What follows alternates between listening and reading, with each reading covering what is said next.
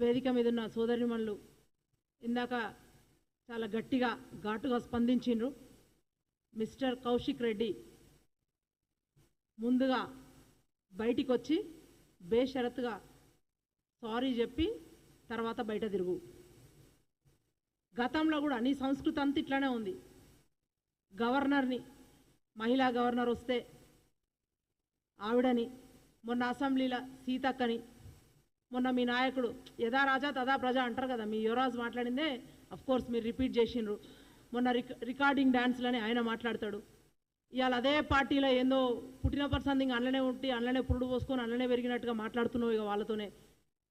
So వాళ్ళతో తిరిగి 6 నెలల సావాసం చేస్తే వారు వీరైతారు అన్నట్టుగా మొత్తం పోయి మారిపోయినావు. మొత్తానికే పరకాయ ప్రవేశం చేసి మాట్లాడుతూ ఏం మాటలు అవి అంటే, గతంలో కూడా మీ పార్టీ వాళ్ళు మాట్లాడినప్పుడు సంజక్క లాంటి వాళ్ళు పౌర సమాజం అంతా కూడా గట్టిగా బుద్ధి చెప్పిండ్రు. అయినా సరే మీకు బుద్ధి రాలేదు. మళ్ళీ ఇప్పుడు చీర గాజులు పట్టుకొని పంపిస్తావు. ఏదైనా ఉంటే కోర్టు చూసుకుంటుంది, స్పీకర్ గారిని చూసుకోమన్నారు. It's in their limits.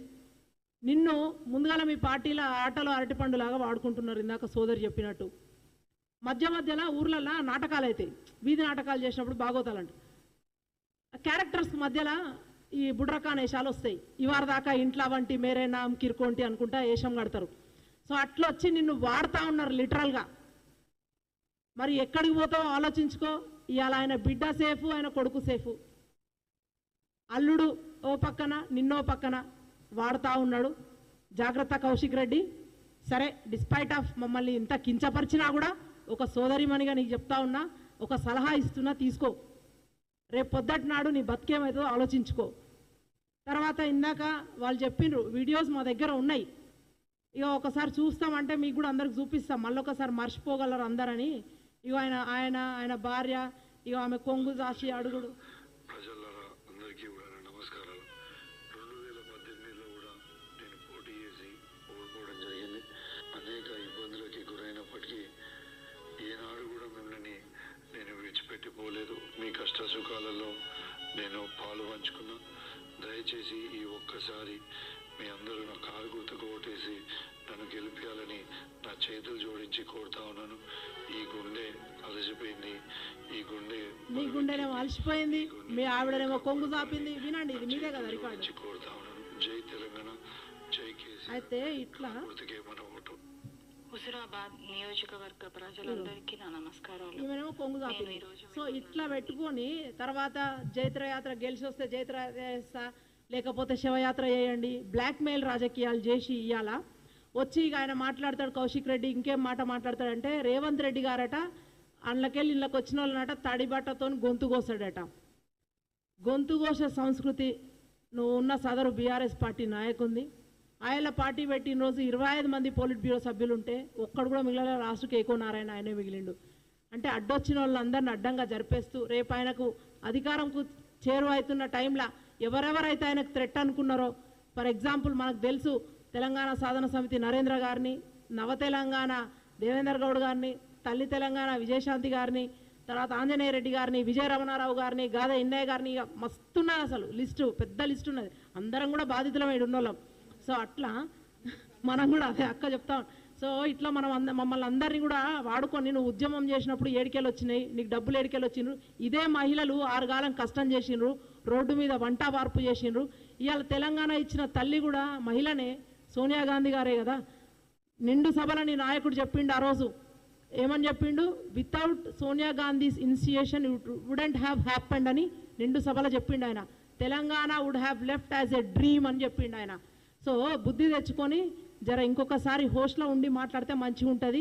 తెలంగాణలో ఇవాళ కాంగ్రెస్ పార్టీ మహిళలను ఎంత గౌరవిస్తుందో ఇవాళ ఇన్సిడెంట్స్ మీరు చూసిండ్రు. నిన్ననే ముఖ్యమంత్రి గారు ప్రకటించిండ్రు, చూసిండ్రా? మహిళా యూనివర్సిటీకి చాకలి ఐలమ్మ పేరు. అంత చక్కటి రాజకీయం చేస్తూ ఉన్నాం ఇవాళ. చక్కటి స్ఫూర్తి అందరికీ కూడా. సాయుధ రైతాంగ పోరాటంలో అసూలు బాసింది ఇవాళ సాకలి ఐలమ్మ వారసులం అనుకుంటా. నీ నాయకుడు ప్రతి వేదిక మీద మాట్లాడుతూ, సరే ఇవాళ వాళ్ళ ఐలమ్మ గారి మనవరాలకు కూడా ఆ అమ్మాయికి ఇవాళ మహిళా కమిషన్ల మెంబర్గా కూడా ప్రకటించిండ్రు గౌరవ ముఖ్యమంత్రి గారు. అట్లాంటి ఆయనను పట్టుకొని ఎవరు వాడుకున్నారు, ఎవరు తడి గుడ్డతో గొంతులు కోసిండ్రో అది తెలుసుకోవాలి ముందుగాల. మాట్లాడేటప్పుడు ఇక పోతే అన్నీ కూడా దగ్గర పెట్టుకొని మాట్లాడాలి. ఇక పెద్ద లిస్ట్ ఉంది మీ గురించి మాట్లాడితే. 2014లో మీరు ఎంతమందిని తీసుకున్నారు, 2018 అయితే అప్పుడు మీకు తెలియదు, బికాజ్ మీరు ఇక్కడ సైడ్ ఉండే. అప్పుడు 18లో గెలవంగానే మళ్ళీ వాళ్ళు 14 మందిని తీసుకున్నారు, వాళ్ళకి సరిపోదు అన్నట్టుగా. సో ఇంతమందిని తీసుకొని పార్టీలనే విలీనం చేసిండ్రు మీరు. ఇప్పుడు చెప్పలే కదా 3 తెలంగాణ సాధన సమితి ఇవన్నీ మచ్చుతునకలు, జస్ట్ ఎగ్జాంపుల్స్.